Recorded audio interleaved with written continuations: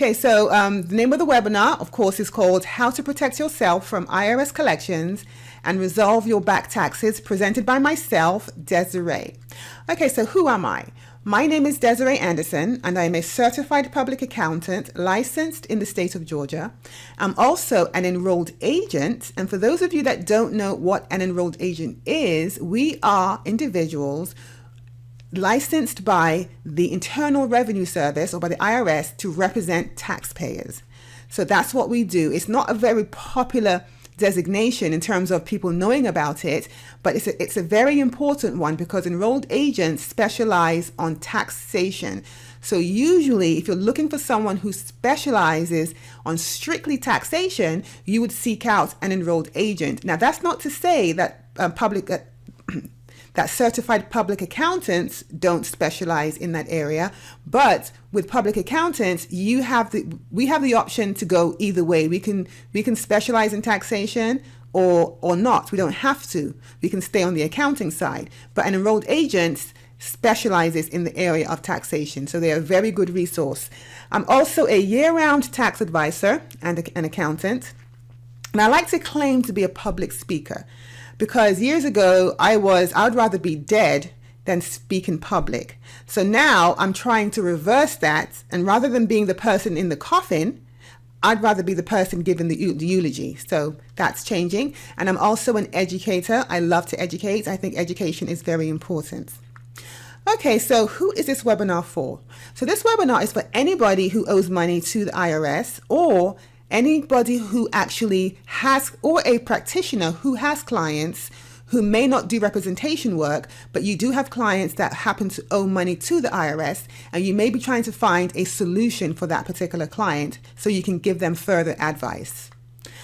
Okay, so in my practice, from my experience, the largest population of individuals that I happen to work with are independent contractors and self-employed individuals. Now, basically, anybody that's responsible for paying their own quarterly taxes, those are the types of clients that tend to walk through my doors that have IRS problems. And the reason is because usually these individuals make money all year round, and because they're responsible for paying their own taxes, they tend to neglect paying their quarterly taxes, which at the end of the year, when they finally do their taxes, they wind up owing a lot of money, and they can't really afford to pay the entire amount up front. So they'll just file the return without sending in a payment, and then the cycle begins. They do that year after year after year after year, and they find themselves in a position years down the road where they have 5 or 6 years of payments that they have not made. And now the IRS has come knocking. And then you have the other segment of people who file their taxes and then they see how much they owe, and then they get scared. They get scared that if they continue filing, that they're going to open up a can of worms and the IRS is going to come after them because now they've told them themselves. So they just stop filing altogether. And that's not necessarily true, because if you don't file, the IRS will be looking for you. Because most times these independent contractors may have 1099s that go to the IRS, or they may have 1099 miscellaneous, or 1099Ks, that's if you accept credit cards, that go to the IRS. And so the IRS knows you're making money, so eventually they're going to come for you. Okay, so I always tell my clients, don't be afraid to file a tax return. It's better that you owe the IRS than not filing at all, because technically speaking, it's against the law to not file a return, but it's not against the law to owe the IRS money. Okay, so who can help you and what must they know? So one thing that you need to know as consumers is that there are only 3 people or 3 types of people that can help you if you owe the IRS: certified public accountants, enrolled agents, and attorneys. These are the 3 entities that are allowed to represent taxpayers before the IRS. So you need to make sure when you're trying to seek out someone to help you with your tax problem that you're contacting either one of these 3 individuals. Another thing that these individuals need to know, they need to understand the IRS collection process, because it is a process. and is a process from beginning to the middle to the end. And they need to understand what the process is. They also need to understand the IRS financial guides, because these guides are what the IRS uses to determine if you qualify for an installment agreement, what type you qualify for, and also if you qualify for OIC, which is an offer in compromise. And also, they need to know the collection alternatives. There are different types of alternatives that each individual can fit into. So I always say, if I have 100 people that I happen to be representing before the IRS, out of the 100, there is an alternative that each one is going to fit in. So it's going to be different for everyone depending upon what your personal situation is. So the topic of discussion, without having to read all of this, but I'm going to read it anyway, is going to be Statute of Limitation and how that affects your tax debt, IRS liens and levies, why are you liened, why were you levied, and how to remove the lien, how to get rid of the levy, the different types of installment agreements, the offer in compromise, also known as pennies on the dollar. And I do know that for most of you, when you're driving in your car or you're up at night listening to television and an advertisement comes on, you hear, oh, we'll settle your debt for pennies on the dollar. But what they're really saying is, they're really referring to the offer in compromise. So we'll talk a little bit about that and talk about who really does qualify for that particular option. And then we'll talk about discharging your debt through bankruptcy, which technically speaking is more for an attorney, but I'll just touch on that. And then I'll talk about years of unfiled tax returns. If you haven't filed tax returns in a while, what you need to know about that and what your rights are. Okay, so how the collection process starts. Usually, the collection process starts after you file your tax return and the IRS assesses a tax. Now, usually, if you once you're done preparing the return, you see how much you owe. If you send the return in with how much you owe, case closed. The IRS is not going to contact you. They just say bye-bye and we'll see you next April 15th. On the other hand, if you do not send in what you owe with a tax return, this, of course, starts the entire process of collections. This, and also if you don't file a tax return and then the IRS goes and files it on your behalf based on the information that they have from you that they collected from a third party, they just go ahead and file the return for you, say that you owe $1 million, and then the collection process starts. Okay, so how does the collection process start? It starts with love letters. The first love letter they send you is telling you, excuse me, Miss Anderson, you have a balance with us. Okay, let's assume I ignore them and say, I'll speak with you later, not interested right now. Then they'll send me another letter and say, hello, did you forget about us? We're still here. You still have a balance. When we haven't heard from you, when are you going to contact us? Okay, so if I further ignore them, then they start threatening. They'll say, okay, I'm tired of you ignoring me. Now it's time for us to threaten you, basically. Then they send you a letter of intent to levy. And they say, okay, we've tried to get a hold of you. You have not responded. So now if you don't respond, we are going to levy your assets. These assets can be bank accounts. It could be your paycheck or whatever the case may be. Okay, so let's assume you say, okay, IRS, please leave me alone. Stop sending me these love letters. I'm not interested in you. Then they'll say, oh, okay, really? We're going to send you another letter. And this particular letter, we are telling you that we are going to now levy your assets. However, we are giving you 30 days to respond, in which case you can file a collection due process, or rather, it's a collection due process where you can go ahead and contact the IRS and appeal. Okay, now you have 30 days to do that.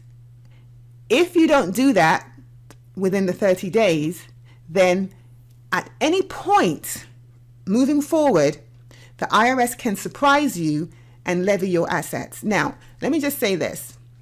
It could happen 30 days after the fact. It could happen 60 days after the fact. It can happen 6 months after the fact. You don't really know when they're coming. in my experience, I've seen it happen sooner than later. Sometimes you wonder, did the IRS forget about me? I know they threatened to levy me, but I haven't heard anything from them. And then all of a sudden, out of nowhere, you get levied. Either your employer lets you know, oh, hello, the IRS is trying to levy your paycheck, or you go to the bank one day and try to withdraw money and your account is frozen, or your bank contacts you to let you know that there's a levy, or whatever the case may be. However they decide to do it, you may not see it coming because it may have been a while since you received this letter 1058 or the letter or the L11 notice. Okay, so what is the statute of limitation? Basically, the IRS has 10 years from the date of assessment to collect a tax debt. Now, if for some reason they don't collect it within that 10-year time period, for whatever the reason may be, then that debt becomes completely uncollectible. So let's look at an example. Let's assume you have a 2005 tax return that you filed on April 15th, 2006, okay? But then the IRS, they assessed the tax on April 20th, 2006. Now, I don't know if I said 2016 or if I said 6, but you can see what I'm trying to say. A 2005 tax return filed 4/15/06, and then the tax was assessed on 4/20/06. The IRS now has until April 19th of 2016 to collect that debt. If they don't collect the debt by then they can no longer collect the debt. The debt becomes completely unenforceable. And there are different reasons why you may happen to be one of the lucky ones who was able to ride it through the statute of limitation. But also keep in mind that even though there is a 10-year statute, there are certain circumstances that can toll that debt. Now, when I say toll the debt, what it means is even though it's 10 years, if you filed bankruptcy, if you have a pending installment agreement, these things can toll the debt. So that means that, yes, you had 10 years, but while you were filing for bankruptcy, let's say while you had a pending installment agreement, let's assume that it took the IRS, I don't know, let's just assume 6 months to get through the pending installment agreement. That means that your statute of limitation is now 10 years plus 6 months plus an additional, sometimes it's an additional 30 days that they tack on. So the statute, although 10 years, it can wind up being 12 or 13 years. And a good example is if you file for an offer and compromise. If you file for an offer and compromise, and the offer and compromise, let's assume it takes about 18 months for the IRS to finally agree or not agree or do whatever the case may be. If they decide not to agree, that means that entire time period while you were applying for the offer and compromise gets added on to the statute of limitation, plus an additional, I want to say, it could be 6 months. I'm not sure right now, but you can research that. So just for your information, so yes, it is 10 years, but there are other things that can cause it to be longer than 10 years. Okay, so how the IRS gets your attention. The IRS gets your attention through either a tax lien or a tax levy. A tax lien, as most of you know, is a public notice, and a levy is seizure of your assets. So the tax lien basically is the IRS goes and they record a lien in the county that you live in. The levy seizure is that they seize your personal assets. Now, one thing I have to say is, with the IRS, if you have a tax debt and you owe the IRS, automatically that you have a lien against you. It's automatic, okay? The IRS they don't have to go to court to try to get the judge to agree to lien you. It's absolutely automatic the minute you owe the IRS money. Now, whether or not they file the lien is a totally different story. If they file the lien, that means they're putting the public on notice that, oh, by the way, I'm just letting you know that we have a lien against this person, and that so if they sell anything, if you give them any I don't know, loans or whatever the case may be, it can be affected by the lien. Now, if the IRS does not file the lien, or rather, if they do not file the public notice, that means that there is no record showing that you have a lien against you, so nobody's going to know. That being said, remember, automatically, the IRS, you do have a lien against you. It's just a matter of whether or not it has been filed. So I wanted to make that clear. Okay, so what is a tax lien? As I said earlier, a tax lien is a public notice. It attaches to every single thing that you own or will own in the future, including cash. Sometimes people say, let them lien me. I don't care. I own nothing. Okay, true. You may own nothing today, but in about 5 to 6 years, you may own something. So that lien follows you wherever you go, for the stuff you have now into the stuff you're going to have in the future.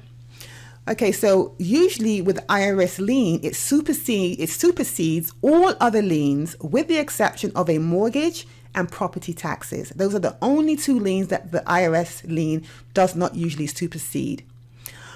Okay, so a lien attaches to you, as I said earlier, automatically by law.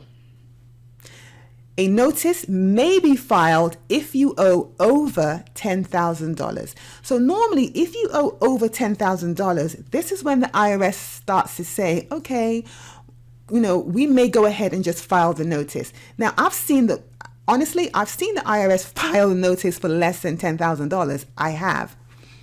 And I've seen people who have debt for way more than that, who have not had a notice filed against them. So there is no science to how the IRS does things. They have their rules and their regulations and things that they can do. Now, whether or not they do it to you is another story. So you can have the exact same situation with another person. However, the way the IRS treats both of you may be different. And usually it's because they're short-staffed. So they just don't have the manpower to just do everything that the law states that they are allowed to do. Okay, so when you have a lien, you cannot transfer or sell assets that are covered by that lien. If you owe under $25,000, the IRS will remove the lien if you agree to certain terms. So what this means is, let's assume that you owe the IRS, I'll say $30,000, and then they decide to file a notice of lien against you. And you're trying to buy a house, you're trying to do something that affects, that lien happens to affect. So you want to know, okay, how can I get this lien reduced or taken off? The IRS will remove the lien if you bring your debt down from $30,000 to under $25,000. They will then agree to remove the lien under the condition that you agree to have either your paycheck automatically debited, not debited, but automatically, you know what I'm trying to say, or have your bank account automatically debited. Then they will go ahead and remove the lien, and you can go ahead and do what you need to do. Okay, there are 3 ways to remove a tax lien. Either by applying for a discharge of an asset, apply for a subordination of rights, or apply for a complete withdrawal. So when can you apply for a discharge of an asset? Let's say, for example, you have a lien against you and you own a home, you own a boat, you own a vehicle, and you decide that you want to sell that boat. Now, in order for you to sell the boat, remember the IRS has a lien on that. So you can't just go around selling stuff without them, discharging or doing something.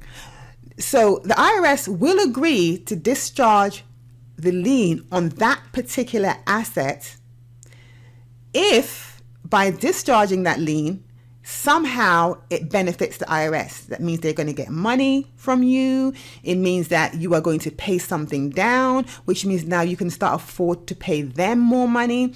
So they'll agree to this. They'll agree to discharge that lien, but it has to be to their advantage. And they will discharge the lien only on that one particular asset. So let's assume you have 6 assets that are covered by the lien, but you want to sell one asset. They will discharge the lien for that one asset, but the other 5 are still going to be covered by the lien. Then you have the subordination. What the subordination is, the IRS says, okay, we have rights above a particular person. However, we are going to subordinate our lien on you. We're going to sit back and take a back seat, so that way you can go ahead and do whatever it is that you need to do with that particular asset. And usually with the subordination, we're talking about, let's say you wanted to refinance. You wanted to refinance your house or refinance something, but the person or the lender is concerned about the IRS's lien being ahead of its particular lien. Well, the IRS will subordinate if the refinancing is going to somehow benefit the IRS. So you might refinance in order to take money out to pay the IRS. You might refinance to pay down a debt, which means now you have more money to pay the IRS. They'll subordinate the lien. So basically the question is, what's in it for me? If I subordinate this lien, what is in it? What is in it for me? There has to be an advantage to the IRS in order for them to subordinate a lien or to do anything with that lien for you. And finally, applying for a withdrawal. Basically, as I mentioned earlier, the IRS will agree to withdraw a lien if you owe less than $25,000 or if you have satisfied the debt that you have with them. What's a levy? The levy is the taking of property by the IRS. They will take your stuff, okay? Now, the property is used to resolve any back tax debt that you may have. So what are the most common types of levies out there? Well, paycheck, which means that they're going to garnish your wages. Now, when they garnish your wages, they're going to contact your employer and they're going to say, okay, here's what we need for you to do. And as I always say, they put all your business out there on Front Street with your employer, letting your employer know that, oh, you don't pay your taxes. Who wants that, right? It could be embarrassing, but they don't care. They just want their money. So garnishing of the paycheck. Also, your bank accounts. Any account with your name on it. Any account. So let's assume that your mother says, oh, Desiree, can you please put your name on my account for whatever reason? Let's assume your mother is elderly and she puts your name on her account. Well, even though it's her money, your name is on the account. So the IRS can levy, and not even can, if they find it, they will levy that account because your name is on it. And I've seen it happen with a client of mine who his name was on his elderly mother's account, and they levied the entire $50,000 that was in the account. And he kept on saying, well, it's not her money, or rather, it's not my money, it's my mother's money. They don't care. They don't care. As long as your name is attached to something, they're going to come for it and come for you. Now, another one, of course, is accounts receivable. If you own a business and you have accounts receivable with your clients, they can levy that as well. Now, I recently had an experience with a client of mine who is a hairstylist, and she uses Square to collect money from her clients. Well, the IRS, she received a letter saying that, oh, by the way, the IRS is levying or has levied your Square payments, which means that for a time period, all of the payments that she received from her clients got levied by the IRS. Now, she said she didn't see it coming. She said she received no letters. However, usually the IRS, they normally do send you letters. They send you letters to let you know that, yeah, we're coming for you. We're coming to levy you. And normally people may not realize that they received a letter for a couple of reasons. One, because the letter comes in and they just ignore it and say, oh, I'll open it later. And they may forget to open it. And as each letter comes in, they don't open it. They just shove it under the kitchen sink or throw it away. Or as one of my I was on a TV show one time, and the guest said, oh, well, one of the things that they shouldn't do is send a letter back to the IRS, which I thought was very funny. But yeah, of course, don't send it back to the IRS. So you either put it in the trash or you just ignore it, not realizing that as you are ignoring those letters, some of those letters may be telling you that they're about to levy your account. So you may or may not see it coming. But yes, they will levy your credit card processed payments. And that's the worst thing, because you definitely don't see that one coming. And for those of you that, have franchise businesses, let's say you're a realtor or you own a business and your franchisor happens to be paying you, they can come after you that way. They can go to your franchisor and say, okay, we want you to levy this person's income before you send it to them. Okay, so why were you levied? Basically, the IRS resorts to levying when all other communication with the taxpayer has failed. So they've tried to contact you time and time and time again, and you've decided, oh, please just stop it. You're like a gnat. You just want them to just go away. But as I said earlier, they don't go away. Or the taxpayer has defaulted on a payment plan. So if you already have a payment plan with the IRS and you default on that payment plan, which means that you've been paying for a while and then all of a sudden you just stop paying. Well, when you stop paying, they're going to start sending you letters saying, oh, hello, you owe us money.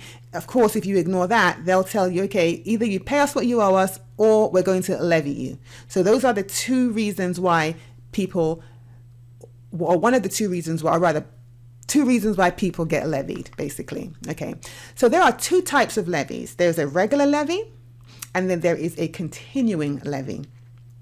A regular levy only seizes what is available at the time the notice is received.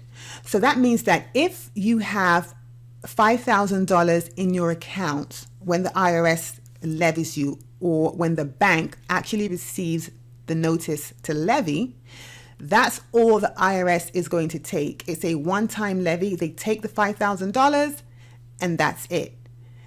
That means that if you deposit, so let's assume, let me try to explain this a little better. Let's say that the bank receives the letter on October 21st. And on October 21st, you have $5,000 in your account. The IRS is going to levy the entire $5,000. Let's assume that on October 22nd, you deposit another $5,000. Well, that is not going to be levied by the IRS, because all they're going to levy is what was in the account the day that the bank received the notice of levy. Okay, normally the bank is going to hold the funds for about 21 days. Now, within those 21 days, if there is some kind of way that you can go ahead and sort out your situation with the IRS and set up an agreement with them, all within 20 days, then they will release the levy. Also, let's assume that you can't get all this done but in 21 days. That means the levy is going to go through. Furthermore, let's assume that you are completely compliant and all you have to do is set up an installment agreement with the IRS, which means that, okay, there's less that you have to do. You don't have to go back and file all those tax returns, which means there's a lot of time that's going to be saved there. All you have to do at this point is to set up an agreement with the IRS. Okay, so let's say you set something up and you wind up not being able to pay them back based upon how much money you're making and how much your expenses are, of course, based upon the IRS's financial guides, then they will go ahead and release the levy anyway, because the levy is putting a hardship on you. With that levy, you're not able to pay your rent, you're not able to pay your bank account, pay your electric bills and all of that. But of course, they're going to want to see proof that you can't do these things. If you are able to prove that you can't do these things within the 21 days, they'll go ahead and release the levy, and then you can start going through the process of trying to get some type of agreement in place. I've had several of those where the IRS has agreed to release the levy, and sometimes they will release part of it. They may not release the entire amount. They may do a partial levy release. Then there's another one called the continuing levy. Now this one is, once the notice is received, the levy stays in place until it is released by the IRS. This means that, remember on October 21st, you deposited $5,000. The IRS grabbed that. On October 22nd, you deposited another $5,000. Well, remember, with the regular levy, the IRS can't touch that, won't touch that. But with a continuing levy, they're going to take that $5,000, and they're going to keep taking money as it comes into your accounts until you set up an agreement. So that's a continuing levy, which means it's continuous. It doesn't stop. Now, normally, when the IRS levies you and does a continuing levy, they basically seize your entire paycheck. They'll seize your entire paycheck minus the standard deduction and personal exemption for that particular year, each pay period. Now, I'm not going to do the numbers, but just to let you know that, let's assume that you get $400 every month, or rather let's just say $1,000 every week. Well, the IRS is going to take every dime of that minus your personal exemption and your standard deduction. And so let's assume that as of 2018, the personal exemption no longer exists. We're only dealing with the standard deduction, which is $12,000 as of 2018, which means that the IRS, you can take $12,000, you can divide that by, 52 months, see whatever that is. They'll leave you that on a week. No, I'm sorry. You can divide, let's say you get paid on a weekly basis. You can divide the $12,000 by, the 52 weeks and see what number that is. Okay. And let's say you get paid on a weekly basis. You get paid $1,000 a week. Well, what the IRS will do is they will take out whatever that is, the 12,000 minus 52 12,000 divided by 52 weeks, whatever that dollar amount is. They'll take that out, leave it for you, and take the rest of your money. No one can pay their bills on that. No one. So what they're doing there is they're trying to show urgency, saying, okay, you need to hurry up and contact us so we can go ahead and settle this matter. So continuing levies are pretty ugly. I've had a few of those and they're really ugly. Okay, so how to avoid an IRS levy. Number one, do not ignore IRS notices. As I said before, don't throw them away, don't send them back, do not put them under the kitchen counter. You want to make sure that you address the issue, either by calling the number on the letter or by contacting your CPA, your attorney, or your enrolled agent. Okay, so once the IRS requests documents, you want to provide the documents requested. Okay, just provide them with what they want.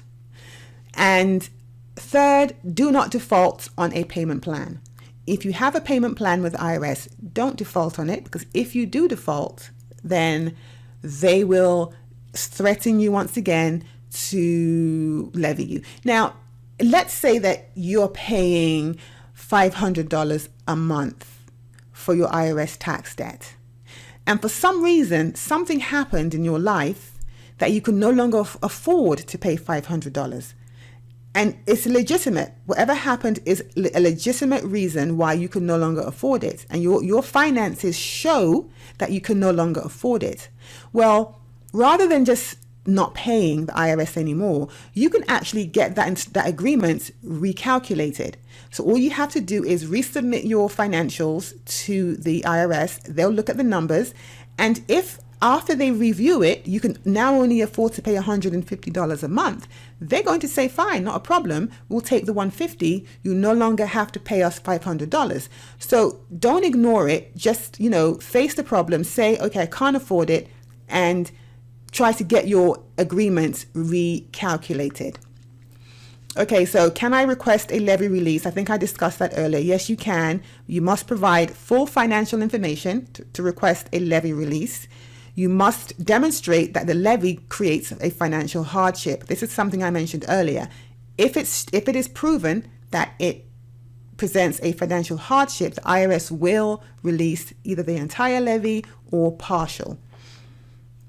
Okay, so now let's talk about tax debt resolution alternatives. So as I mentioned during the beginning of the webinar, there is a solution for everyone, okay?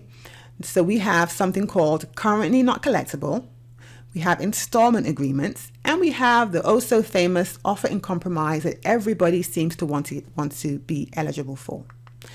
Okay, so what is currently not collectible? Currently not collectible means that you have very little to no assets. It means your income is just enough to cover your expenses. Now, I would like to say this, that, okay, when I say that your income should be enough to cover your expenses, not the expenses that you say you have. The IRS don't really care about your expenses or how much they are.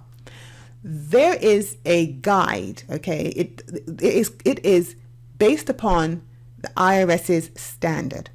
The IRS has a standard. So depending upon the state you live in, the county you live in, there is a set standard that the IRS gives to everyone.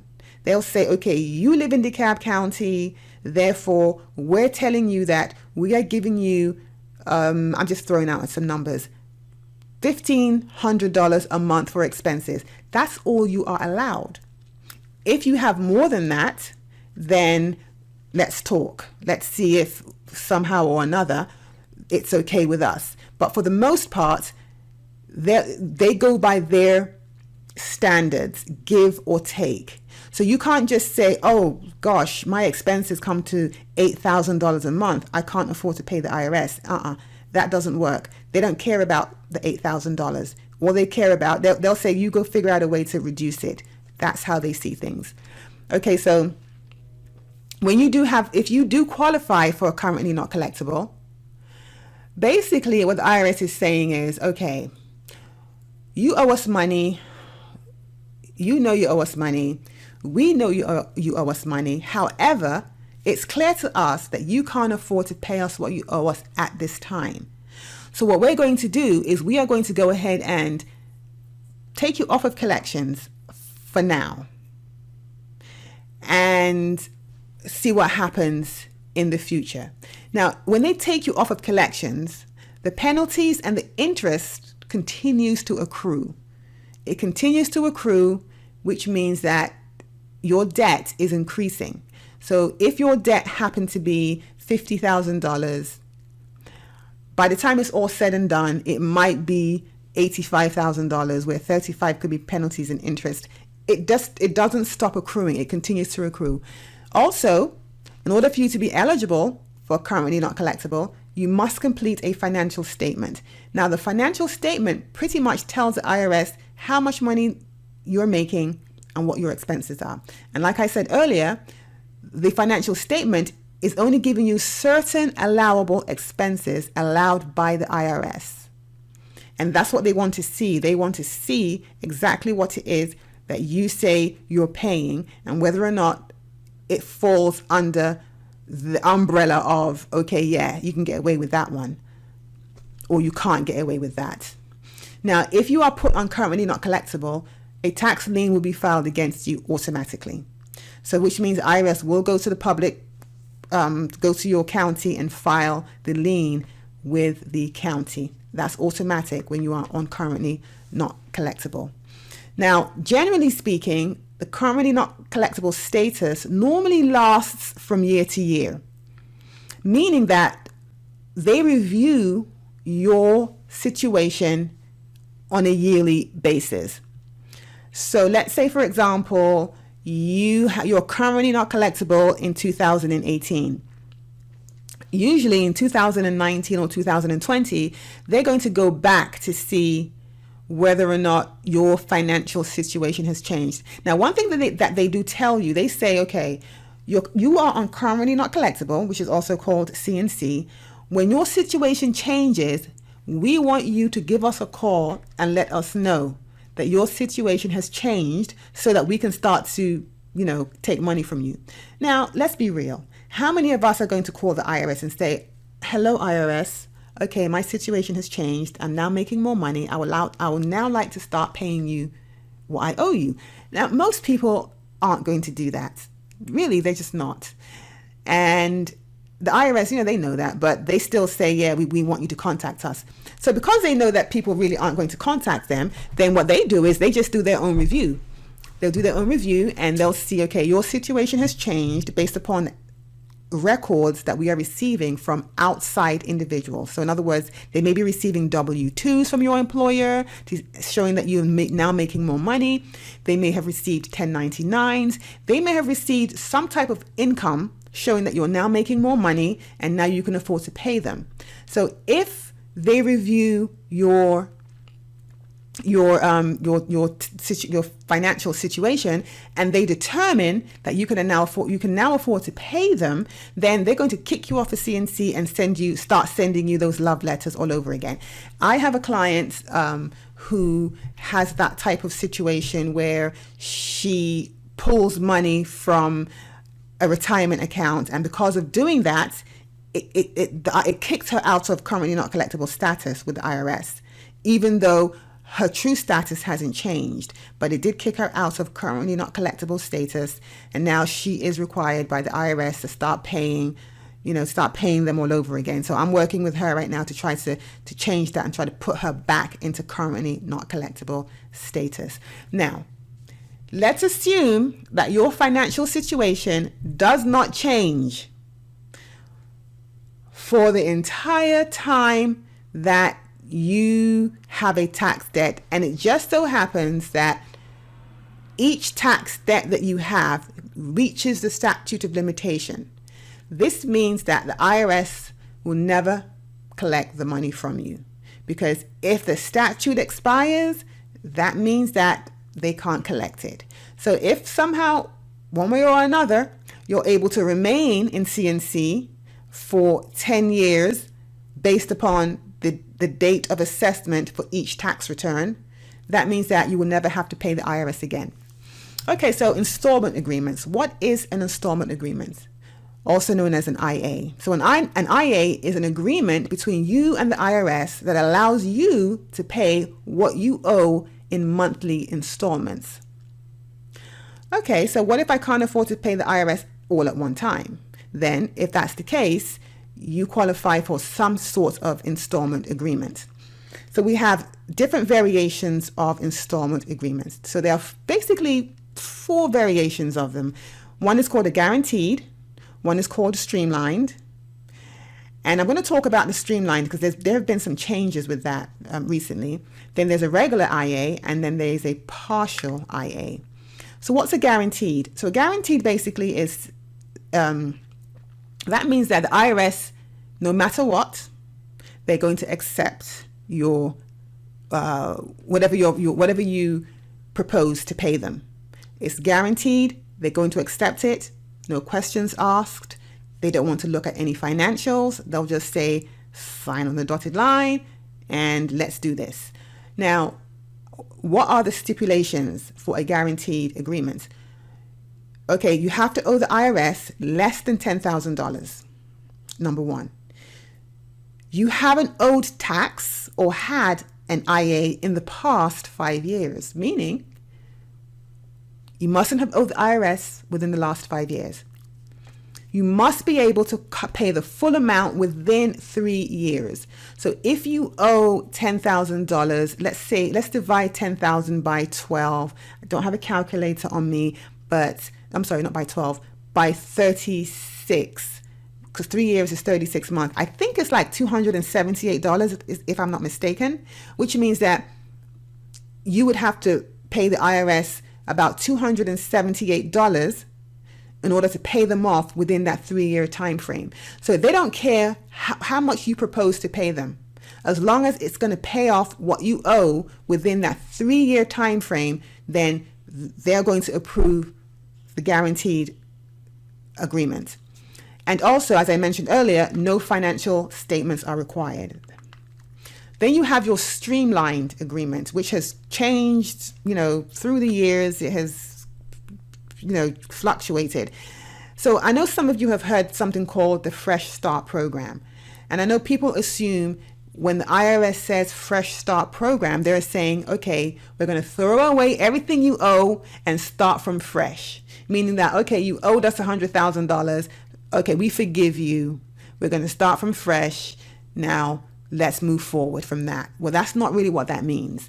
Basically, the Fresh Start Program was just a way to ease the pain when it comes to paying the IRS back. So before the Fresh Start Program, the rules were a lot more stringent, and what you had to pay back was a lot more on a monthly basis. With the Fresh Start Program, they have expanded things where you no longer have to pay quite as much as you would have been required to pay prior to the Fresh Start Program.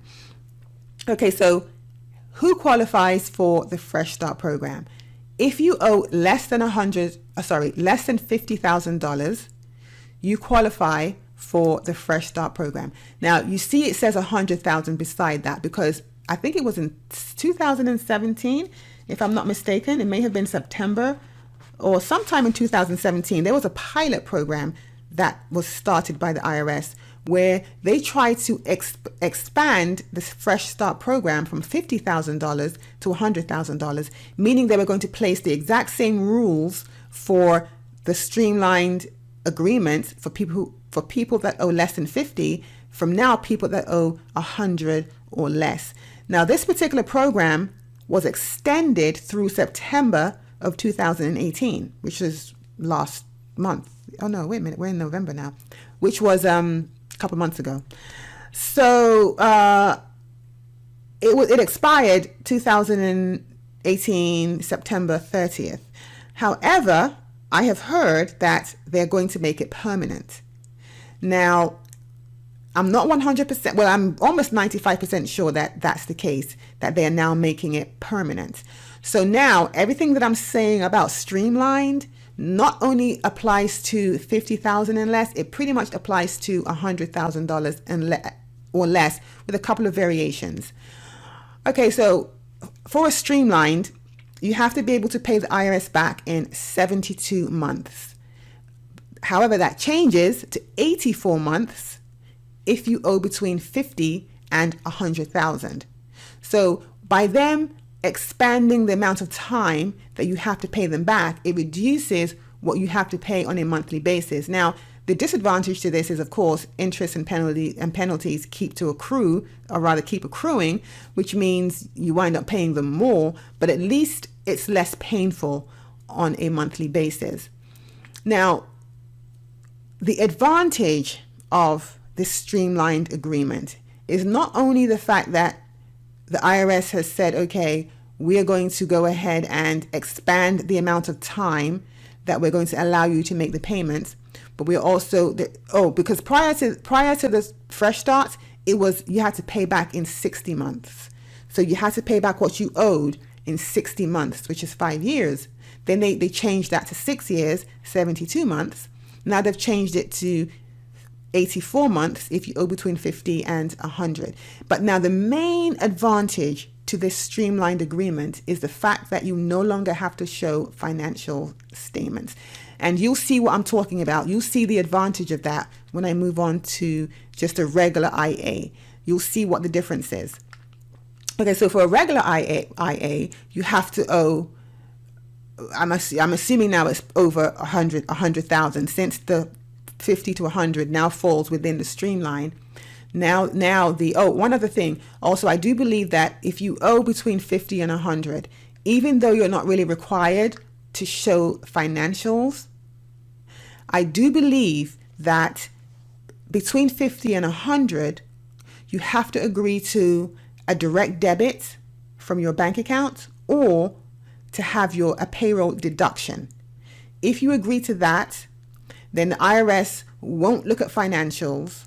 And even if they do look at financials, they're going to look at it, I wouldn't say casually, but they're not going to dissect it as hard as they would if you were going through a regular installment agreement. So that's one of the differences. Now, with a regular agreement, financial statements are required. Okay, you must pay the amount in full within 72 months. Now, I'm not sure whether with a regular agreement, if they've gone up to 84 months, not 100% sure of that, because this is something that is brand new, that they finally decided to make it permanent. I want to say less than a week ago, a couple of days ago. So they haven't, and I'm quite sure they're going to tweak things here and there. So things are going to change here and there. That's why it's important that you work with an individual who is familiar and who keeps up to date on what's going on. That way they know the newest and the latest changes that the IRS has made. Now, the thing about the regular agreement is that the IRS conducts a thorough review of your financials. They pretty much look to see what you owe, or rather they just dig in, they dig deep in. The disadvantage to the regular agreement is that whatever your disposable income is after the IRS does their financial calculations, saying, okay, based upon what the IRS allows, you are now left with $5,000 a month after all of your expenses have been paid. The IRS wants the entire $5,000. They want the entire $5,000. They don't. So it's almost as if they don't even look at it and say, okay, well, you can pay this, or you can pay less, or we'll just divide it by a certain number of months. What they usually tend to do is they want to take whatever your disposable income is. Usually that's how they operate. That being said, there is some flexibility there. There is some flexibility. So usually if you're in a situation where you are going to be required to have a regular agreement, you definitely want to work with a professional, because at that point you're going to need somebody who truly understands what you can and cannot get away with. Because the IRS, if you try to do it on your own, you don't know all the laws, you don't know all the rules, the IRS will take advantage of that. If you're dealing with a professional, they know the laws, they know the rules, so they can sort of push back with the IRS. Now, when I say push back, I'm not saying be mean or be nasty, because you don't want to be mean or nasty to the IRS, because they pretty much are in control. But basically what we do is we just present them with a statute that says, okay, well, this is what is allowed and this is what's not allowed. Because even with us, sometimes they'll try to, do things that they're not supposed to do, just to see how much they can get away with. If you know the law, then you can push back. If the person you're dealing with is not too familiar with the law or is not able to research, then you are at a disadvantage. So my advice is, if you fall into the category where you need someone to help you with a regular agreement, you definitely want to speak with somebody who has experience in this area. Now, as I mentioned earlier, the advantage of the streamline, where you no longer have to show financials, means that now you can just divide whatever you owe by the number of months given, which is either 72 or 74, and pay that. Versus with a regular, where whatever the disposable income is that's left over is what the IRS wants. Now, let's keep in mind, let me just say one thing, that the IRS, they want you to pay what you owe them within the statute. So let's assume that the statute of limitation is only 3 years, and you're trying, and you owe the IRS, and you qualify for a streamline, which means that ordinarily you would have to pay between 6 years, or rather you would have to make your payment between 72 months or 84 months, depending upon where you fall. However, the statute of limitation that remains on your particular on your particular debt happens to be 3 years, well, in that case, the IRS, they want all of the money within that 3 years.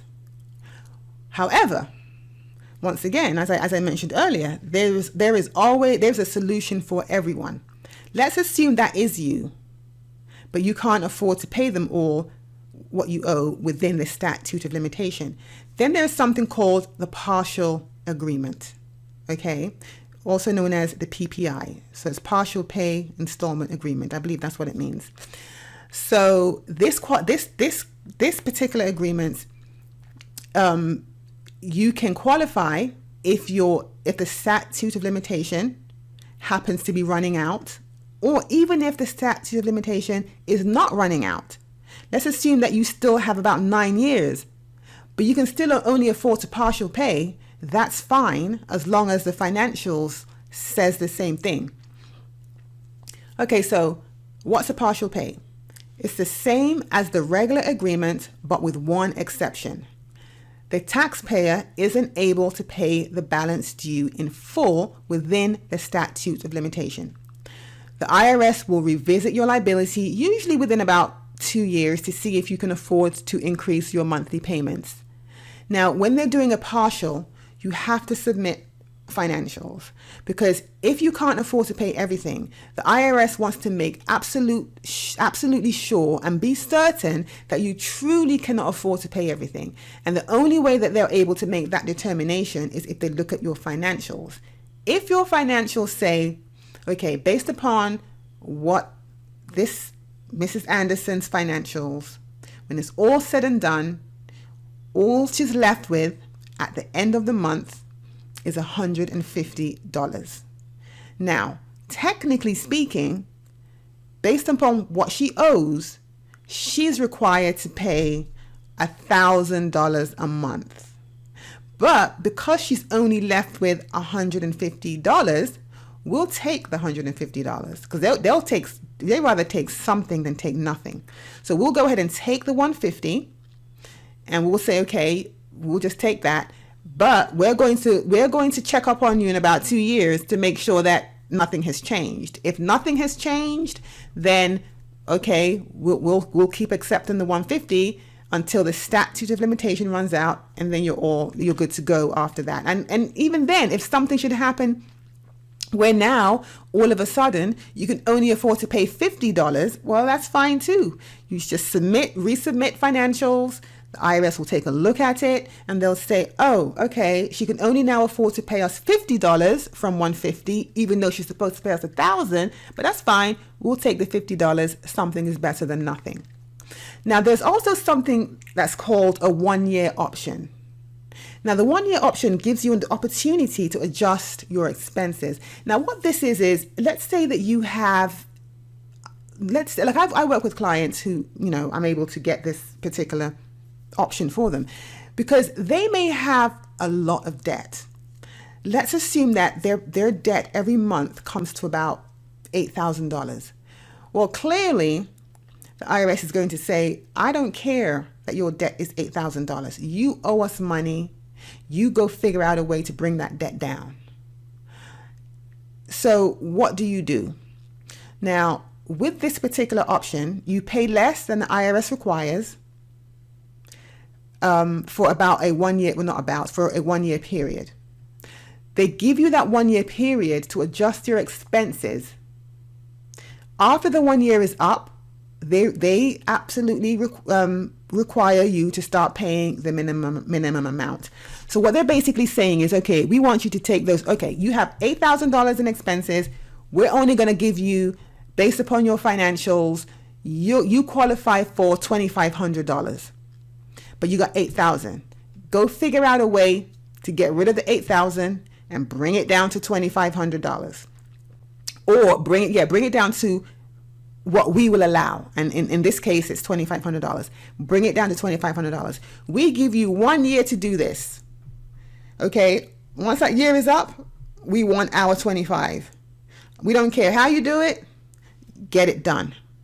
And that's pretty much it. So they give you that option. You get that 1 year option to go back, reassess, readjust, and then come back to the table a year from now with the ability to pay. Okay, so how to default on an installment agreement.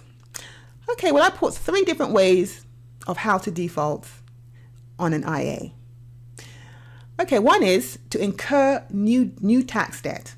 So let's say every year, even though you have an installment agreement, you just keep doing the same things over and over and over and over and over again, where you have a tax liability at the end of the year.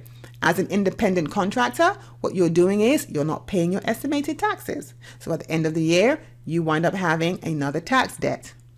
For a W-2 employee, you may change your W-4 form, and therefore not enough is deducted, which means all of a sudden, once again, you have a debt.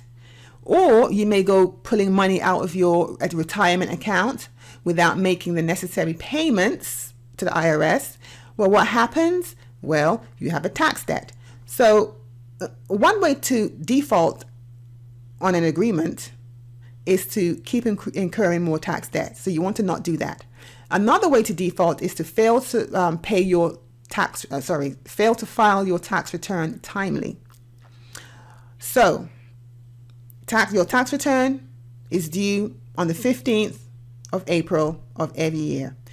That date doesn't change. It stays the same. But for some strange reason, I get people calling me December 13th saying, oh my goodness, I need to get you my stuff. And I say to them, oh my goodness, why didn't you get it to me earlier? Remember, it was due April 15th of 2 years ago, last year, this year. But, it happens. No big deal. I deal with it. In a situation like that, you can just go, I'll put them on extension. They can go on extension. So even though they may have failed to file the tax return on time, which is April 15th, or it could be the 16th or the 17th, depending upon what day the 15th falls on, if it's on a holiday, weekend, or whatever the case may be. So we put them on extension, which is October 15th if they're for personal, and then September 15th for business returns. So that's fine. If you go on an extension, then you're not considered you weren't considered not filing on time. So you have to file before the due date, which is April 15th, or go on extension and then file by October 15th. Another way to default on an installment agreement is to fail to pay your installment agreement payments. If you decide to stop paying your payments for whatever reason, then all of a sudden you are now defaulting on your installment agreement. So you want to make sure that you keep paying it. And as I mentioned earlier, if for some reason you can't afford to pay it, contact the IRS. Don't contact the IRS. Contact a licensed professional who can help you to renegotiate what you're currently paying. Now, what is an offer and compromise? Okay, so other than it being pennies on the dollar, which is what a lot of these advertisers like to refer to it as, an offer and compromise is a situation in which the IRS accepts less than the total owed by a taxpayer to settle the taxpayer's outstanding tax debt. Now, what many taxpayers don't understand is that the offer and compromise program at its core is a formula, which means that many offers filed by taxpayers and some practitioners are not accepted because they fail to consider the formula and make offers that stand absolutely no chance of success from the moment they are filed with the IRS. Now, I say if anybody ever tells you that, oh, we can get you an offer, before they actually sit down with you and have a conversation and go through a preliminary analysis, then I say run the other way, because now they're just trying to trick you out of money. Because these offers in compromise can get expensive. And the reason why they can get expensive is because we can take you from owing $500,000 to possibly paying $1,000. So to me, I think it's worth, whatever a person is charging you for, if they can take that amount of debt off of your plate. But because it is expensive, you want to make sure that before you hand somebody over any money, that they have your best interest at heart, and that they're not trying to scam you and take advantage of you, but that they are giving you, they show you the numbers, give you and like I said, nothing is necessarily guaranteed, because the IRS, you just never know which way they're going to go. It is a formula, and therefore it's based on that. Now, sometimes I have clients that come in that don't tell me the truth, the whole truth, and nothing but the truth. And if you don't tell your practitioner the truth, then that could be a problem, because where they thought that the offer in compromise would be accepted may no longer be accepted because of items that you didn't disclose. So you want to make sure that you are being completely forthright, telling your service provider exactly what they want to know as it relates to all of your assets, just to make sure that when they do the preliminary, they can tell you truthfully whether or not you qualify, rather than you holding back, them assuming you qualify, them taking your money, going through the entire process only for you to be told, oh, by the way, you do not qualify. Now, because the OIC is based on a mathematical calculation, offering a random amount to settle your case is not an option. So if the calculation makes sense, your offer will likely be accepted. Now, when I say random, offer, you can't just say, because people truly think that you can just tell the IRS, okay, IRS, I owe you $40,000, but I'm going to give you $20,000. Do you accept? And the IRS comes back and say, oh no, we don't accept 20,000, but we'll take 25. And then you say, well, no, I only have 2250. No, it's not that kind of negotiation. It doesn't work that way. You have to literally qualify based upon the IRS's financials. And when they look at your financials, they scrutinize. They go to third parties to find out what you own. They will pull your records from wherever they possibly can to see exactly what you own. So if you're trying to hide assets, they will find them. Okay.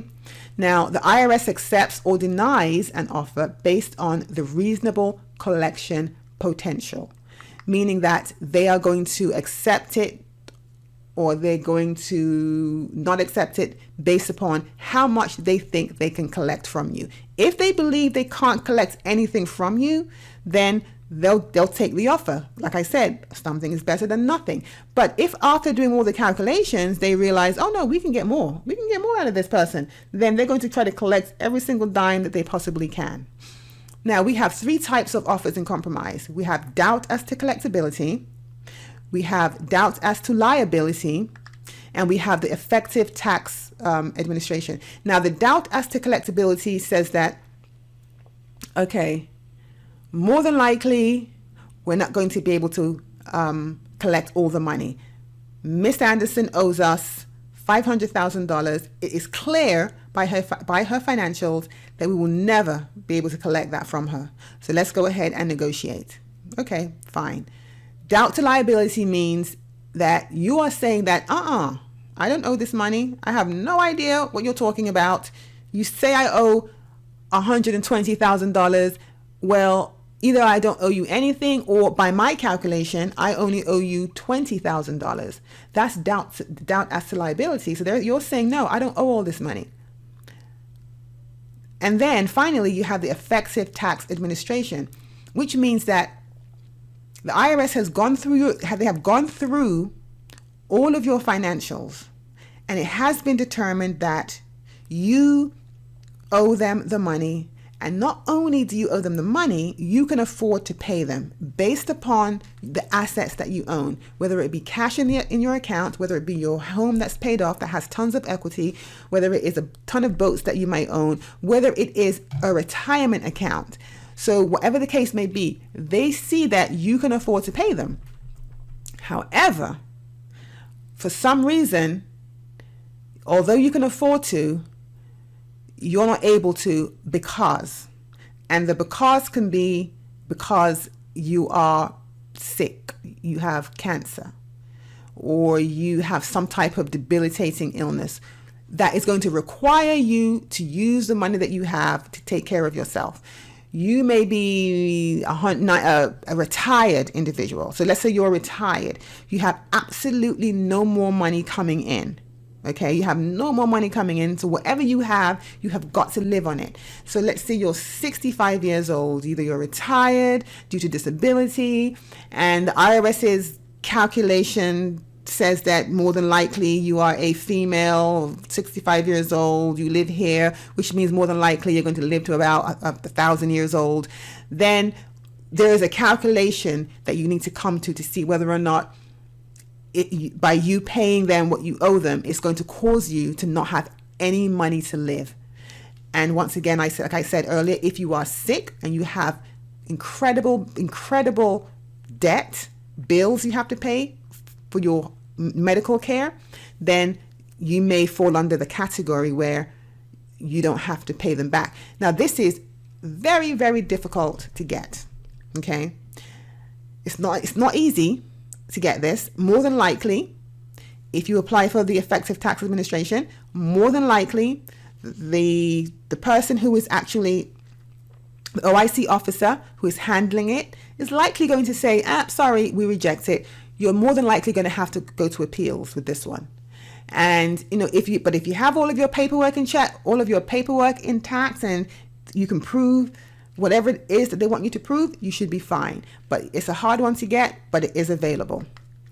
Then we have bankruptcy and your tax debt. I always say hire an attorney. Okay, first and foremost. If you are considering bankruptcy, hire an attorney. I always say I am not an attorney, and I don't play one on the radio, nor do I play one on webinars. So I can't help you as an attorney. However, I can tell you a few things. So as I said, I can't give you legal advice. And let me clarify a few things about how bankruptcy may affect your tax debt. So I'll just do that really quickly. Okay, so can your tax debt be discharged under bankruptcy? The short answer is yes, it can be. However, the general rule is the taxes has to meet several exceptions in order to be dischargeable in bankruptcy. So we have two types of bankruptcy. We have Chapter 7, which discharges your entire debt. And then we have Chapter 13, that restructures your debt with possibility of a partial discharge. And for some strange reason, I have the same information on this slide. So I'm going to skip where it says types of bankruptcy and just skip to benefits of bankruptcy. So the benefits of a bankruptcy is you get an automatic stay. So Section 362 of the Bankruptcy Code provides that all collection activities by creditors must cease, including the IRS.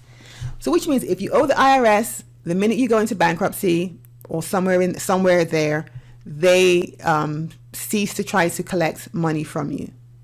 Now, taxes may be discharged depending upon your certain circumstances. And like I say again, consult an attorney for advice. I keep saying that because I just want you all to know that I'm not giving legal advice and that you do need to contact an attorney when it comes to bankruptcy issues. So am I eligible for a discharge? Let's see. Let's talk about the 3-year rule. Your taxes are eligible for discharge under these circumstances. Now, there could be other factors involved that I'm not aware of because, once again, I'm not an attorney. I can't say that enough. So just based upon the tax rules, I can tell you what makes your debt eligible, but an attorney is going to help you finalize this whole entire thing. Okay, so there's a 3-year rule. That means your tax must be more than 3 years old based on due dates of return with regard to extension, which means that you have to have filed your tax return at least 3 years ago. Okay. Then there's the 240-day rule, which means that tax must have been assessed at least 240 days prior to bankruptcy.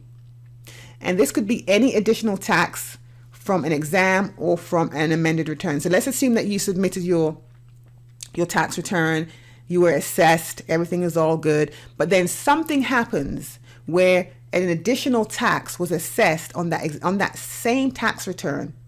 This means that it has to be at least 240 days old for that portion of the tax debt to be dischargeable in bankruptcy. Now, if I'm talking out the side of my mouth and I don't know what I'm talking about, I would definitely welcome any attorney to correct me. I think I'm right. I'm quite sure I am, but I'm up for correction. Because once again, I'm going to say again, I'm not an attorney, so please speak with an attorney. Okay, so then there's a 2-year rule, which means a late filed return must have been filed more than 2 years before the bankruptcy petition, which means that if you filed your return late, let's say it was due on, let's say for 2018, it's due April 15th of 2019, but you filed it late. Let's say 2 or 3 years after the fact. Well, the 2-year rule says that a late return must have been filed more than 2 years before the bankruptcy petition date. And then there's the non-fraudulent return rule. Basically, this means if the tax return in question cannot have been deemed fraudulent. So it can't be a fraudulent return. Okay? And then, let's see. Then there's a non-tax evasion rule saying that the taxpayer must not have willfully attempted to evade taxes. So if you willfully attempted to evade taxes, then more than likely you don't qualify for a bankruptcy discharge. Then there is an unassessed income tax, meaning that income tax must have been assessed as of the petition date. So if you file for bankruptcy, and if for some reason in the process of filing for bankruptcy or the petition date, some tax was assessed for whatever reason, it means that that particular part that was unassessed by the petition date cannot be discharged under bankruptcy. And then there's a payroll, withholding, and other trust fund taxes. So if you are liable for collecting the government's money, whether it be some kind of payroll tax or whether it be some kind of sales tax, the money basically isn't yours. You take it from somebody and you're required to submit it on their behalf to a taxing authority. That part of what you owe cannot be dismissed under bankruptcy. Now let's talk about unfiled tax returns really quickly. So unfiled tax returns. Now let's say you haven't filed a tax return in 10 years. The IRS only requires that you go back 6 years, which means if you haven't filed a tax return since 2008, so you owe 10 years of tax returns to the IRS.